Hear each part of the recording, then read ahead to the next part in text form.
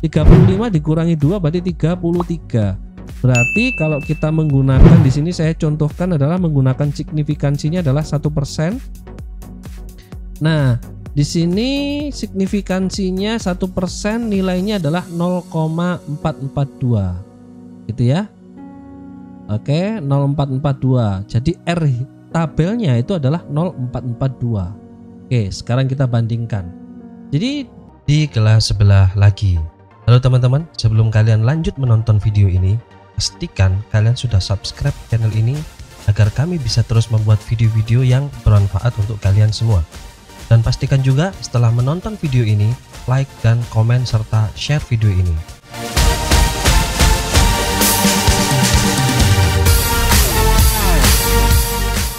Oke, product moment person.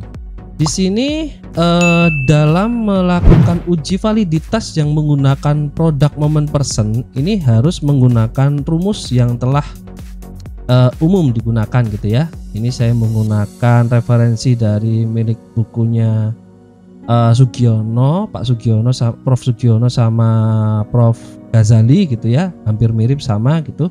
Di sini rumusnya seperti ini.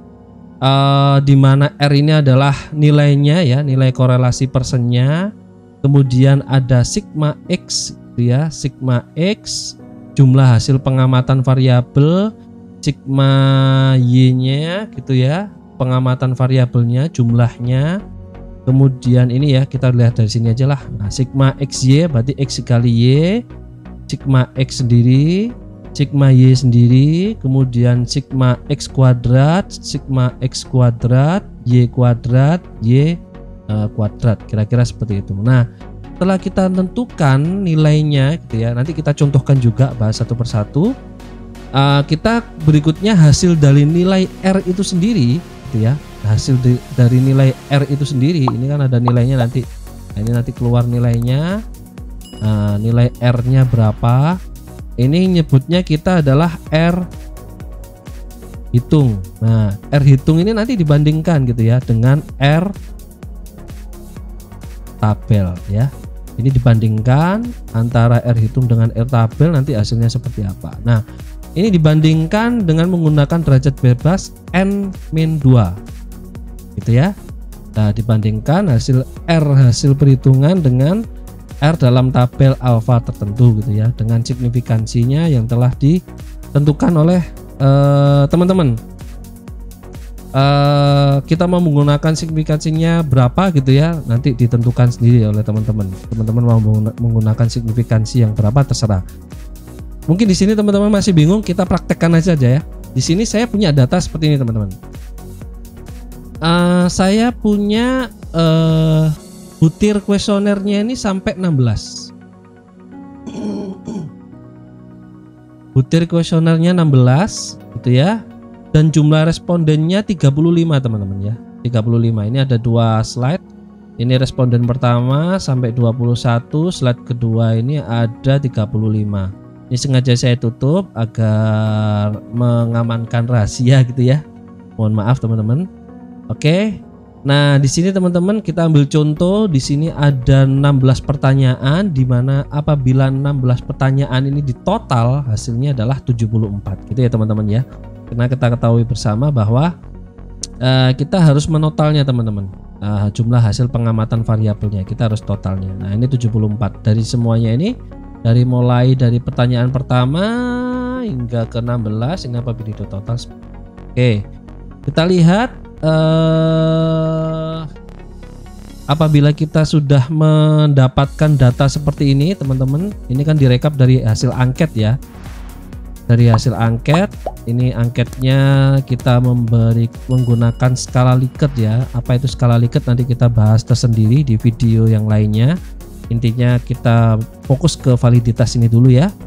Ini totalnya, kemudian dari total ini kita bisa lihat bahwa dari responden pertama X ya, X yang pertama ya teman-teman ya. Ini X yang pertama, ini X yang pertama, kita menghitungnya satu persatu teman-teman. Kalau validitas itu kita menghitungnya satu persatu. Jadi ini dibandingkan dengan total, kemudian 2 dibandingkan dengan total. Jadi menggunakan rumus ini dihitung satu persatu teman-teman. Ya, kita fokus, kita mengerjakan yang ini dulu, menghitung yang ini dulu. Apakah pertanyaan yang pertama ini valid atau tidak, gitu ya. Nah, di sini saya punya data, ini saya ambil yang pertama gitu ya, X yang 1, kemudian totalnya berapa, 74, apabila dikuadratkan dari X yang pertama ya. X yang pertama ya teman-teman ya, sekali lagi X yang pertama ini 434345 sama ya, 434345. Nah, ini saya X dikuadratkan jadinya seperti ini, Y nya Y kuadratkan juga jadinya seperti ini. Apabila X dikali Y jadinya seperti ini gitu ya totalnya, dan ini adalah hasil akhirnya. Dari 30 responden, X nya saya total ke bawah 134, Y nya nah ini kalau menggunakan Excel, teman-teman harus membuatnya seperti ini teman-teman. Jadi tinggal X nya tadi sudah ada ya, X nya yang ini, Y nya juga sudah ada, kemudian tinggal buat X kuadratnya sama Y kuadrat sama XY nya itu ditaruh di sampingnya, nggak apa-apa teman-teman, karena ini kalau saya taruh langsung lurus gitu ya nggak cukup dan mungkin bisa ngaco ya teman-teman ya, nanti menjelaskannya jadi bingung juga, slide-nya nggak cukup juga. Jadi ini saya total Y nya, Y kuadratnya, X kuadratnya sama XY nya ini saya total, hasilnya seperti ini. Nah, ini kita lihat setelah kita mendapatkan nilai-nilai seperti ini teman-teman. Jadi dari nilai ini kemudian kita hitung X-nya, Y-nya, X-nya, X kuadratnya, Y kuadratnya, dimana total ke bawah juga ditotal. Kemudian kita masukkan rumusnya. Oke, ini rumusnya ya teman-teman ya. Dimana jumlah respondennya adalah 35. Kemudian X kali Y, X kali Y ya, karena kita sudah dapat Excel-nya, kita tinggal masukkan saja 8955 X kali Y ya. Kita lihat nih 8955 ini ya teman-teman ya, dimana total dari X kali Y itu adalah totalnya adalah jumlah bawahnya adalah 8955. Kemudian sigma X sama sigma Y ya, sigma X ini ya, X Y nya 2280. Oke, masuk ya teman-teman ya. Dan begitu pun juga berikutnya 35 536 X kuadratnya, 536 X kuadratnya, 134 ini dikuadratkan secara tersendiri 35. Nah, ini XY kuadratnya 152648, 152648. Kemudian Y nya ya, Y tersendiri 2280 sama dengan ini ya. Nah, Y. Oke, setelah dihitung yang dihasilkan adalah R hitungnya ini teman-teman. Jadi ini adalah R hitung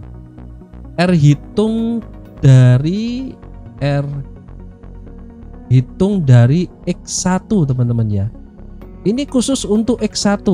Terus bagaimana dengan X2? X2 juga diberlakukan sendiri nanti. X2 nanti teman-teman hitung sendiri lagi gitu ya. Buat yang seperti ini kan X1, ini harusnya X1 teman-teman. Ini X1 nih. Nah, ini X1 ya. X1. Ini X1 ya. Ini X1-nya.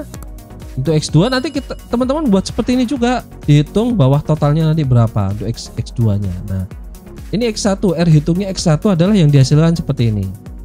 Oke, setelah diketahui R hitungnya, kemudian kita melihat tabel ya. Ini bisa teman-teman nanti cari tabelnya. Tabelnya adalah tabel product moment, R product moment gitu ya. Bagaimana melihat tabelnya? Ini tabelnya sudah standar. Teman-teman bisa mencarinya via internet gitu ya. Nah, di sini kita contohkan saya menggunakan tingkat signifikansinya, terserah ya mau pakai 5 atau 1 gitu ya. Ini intinya adalah errornya, atau mungkin tingkat signifikansinya itu kita menentukan seberapa persen gitu ya. Semakin tinggi tingkat errornya berarti ya semakin kurang bagus, tetapi semakin rendah ya semakin bagus gitu ya, kira-kira seperti itu. Nah, kita lihat kalau ini adalah R hitung, kita bandingkan kan, dibandingkan dengan R tabelnya. Jadi R hitung dibandingkan dengan R tabel. Nah, R tabelnya berapa? Nah, cara ngelihatnya seperti ini. Teman-teman lihat dari R product momennya berapa sih R tabelnya gitu ya. R tabelnya kita ngelihatnya dari sini. Ini kan totalnya kita tadi 35 teman-teman ya. 35 yang sesuai ini tadi. Bentar. Nah ini kan N-2. Berarti 35 dikurangi 2 berarti 33. Kita lihat lagi tabelnya. Nah ini tabelnya berarti kita lihat 33 dikurangi 2 berarti 33. Berarti kalau kita menggunakan di sini saya contohkan adalah menggunakan signifikansinya adalah 1%. Nah, di sini signifikansinya 1%, nilainya adalah 0,442. Gitu ya. Oke, 0,442. Jadi R tabelnya itu adalah 0,442. Oke, sekarang kita bandingkan. Jadi kesimpulannya adalah setelah dibandingkan dengan menggunakan 1% derajatnya N-2 diketahui bahwa R tabelnya adalah 0,442. Dengan demikian, karena R hasil perhitungan lebih besar daripada R tabel, R hitungnya kan 0,734 teman-teman ya. Oke, 0,734 ya. R hitungnya itu ternyata lebih besar daripada 0,442. Nah, maka itu disebut dengan signifikansi yang memberikan alasan untuk menyimpulkan bahwa butir pertanyaan ya, butir pertanyaan nomor 1 atau kita tadi menyebutnya istilahnya adalah X1 gitu ya, valid. Nah, valid dalam artian di sini bahwa sudah benar, sahih gitu ya, bahwa angka yang didapatkan dari kuesioner itu sudah valid dan bisa dilanjutkan untuk dianalisis. Untuk X1 ya teman-teman ya. Nah berikutnya bagaimana? Nah teman-teman kan masih ada tuh X2 sampai X16 itu teman-teman harus hitung lagi gitu ya. Teman-teman harus ngecek X1, X2, X3, X4 sampai X16 itu valid atau tidak. Kalau kesemuanya valid gitu ya, mulai X1 sampai X16 itu valid semua, berarti ini sudah sahih dan data ini memang sudah valid gitu ya. Nah kira-kira seperti itu. Itu bagaimana kita melakukan uji validitas di mana menggunakan product moment person product moment gitu ya, atau istilahnya apapun itulah. Istilahnya adalah kalau saya sih secara teori sebetulnya product moment person gitu ya. Ada yang menyebutnya juga person product moment lah. Kira-kira seperti itu. Itu adalah menggunakan uji product moment person ya teman-teman ya. Itu untuk menghitung di sini saya contohkan untuk X1 saja ya teman-teman ya. Untuk X2-nya bagaimana? Nah, nanti dihitung sendiri kira-kira seperti itu. Dan apabila menggunakan SPSS, ini contoh yang berbeda ya, bukan yang tadi ya teman-teman ya. Ini saya ambil dari Google gitu ya. Nah, contohnya seperti ini. Apabila di menggunakan SPSS itu hasilnya langsung keluar seperti ini. X1, X2, X11, pertanyaan ke-1 gitu ya. Mana hasilnya ini teman-teman ya? Oke, 799 ini skornya. Ini nanti dibandingkan 799 ini dengan R tabelnya bagaimana gitu ya. Nah, untuk X1 dibandingkan dengan ini sebentar. X1 ini dibandingkan dengan R tabelnya. Apabila ini lebih besar dari R tabel berarti valid. Ini lebih besar dari R tabel berarti valid gitu ya. Lah ini valid. Ini kalau seumpamanya kita menggunakan yang tadi itu 35 gitu ya. Tapi ini bukan ya. Ini saya karena ngambil dari internet, ini N-nya 30 berbeda. Kalau tadi kan punya saya kan 35. Ini saya ambil contoh aja. Kira-kira tampilannya seperti inilah. Nah, ini cara ngelihatnya di sini teman-teman. Nah, ini R hitungnya. Ini R hitungnya dibandingkan nanti di teman-teman buat tabel tersendiri lagi gitu ya, buat tabel tersendiri disajikan ini hasil perhitungannya bagaimana, kemudian nilai ini nanti disajikan, disandingkan dengan R tabel. Apabila lebih kecil gitu ya, dari R tabel berarti tidak valid gitu ya, tidak valid. Nah, kira-kira seperti itu. Ini contohnya apabila kita menggunakan product moment person ya. Ini tampilannya adalah di SPSS. Teman-teman tidak usah bingung, kita di sini sekali lagi membahas dasarnya dulu agar teman-teman bisa memahami apa itu uji validitas, dan secara manual, secara statistika, secara matematika bisa mengenal bahwa bagaimana itu melakukan uji validitas menggunakan metode product moment person, ya. Oke, kira-kira seperti itu ya. Semoga bisa dipahami ini bagaimana kita bisa melakukan atau mengenal apa yang namanya uji validitas menggunakan metode product moment person. Oke, kira-kira seperti itu ya teman-teman ya, pemahaman tentang uji validitas. Terus bagaimana reliabilitasnya? Oke, kita bahas satu persatu. Video berikutnya akan saya bahas tentang uji reliabilitas, gitu ya, dan beberapa metode yang bisa digunakan untuk melakukan pengujian reliabilitas. Oke, sampai ketemu lagi di video berikutnya. Yang membahas tentang cara menyusun skripsi ya, dan atau mungkin penelitian umum bidang lainnya.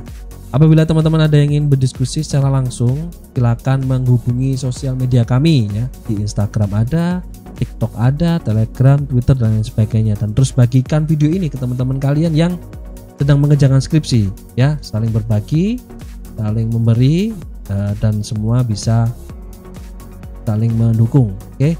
Jangan lupa subscribe, like, komen, dan share agar kami bisa terus membuat video-video yang bisa segera membantu menyelesaikan skripsi teman-teman. Semoga bermanfaat teman-teman ya video ini.